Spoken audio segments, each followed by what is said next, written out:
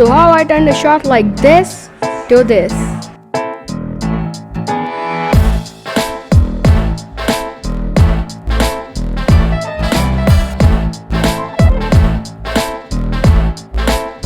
So hey, my name is Zayan Waseem and I'm back here with another tutorial of Adobe Premiere Pro.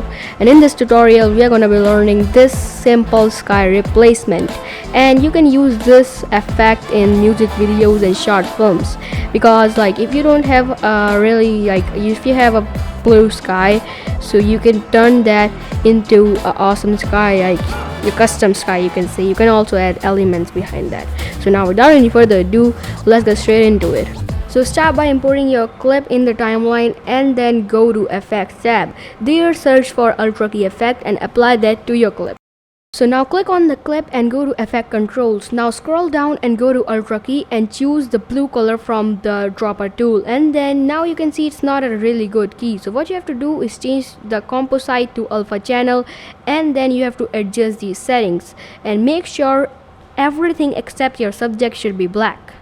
After you're done, you just have to add the sky background beneath your layer, and boom, you got that result. And for an extra touch, you can just color grade that.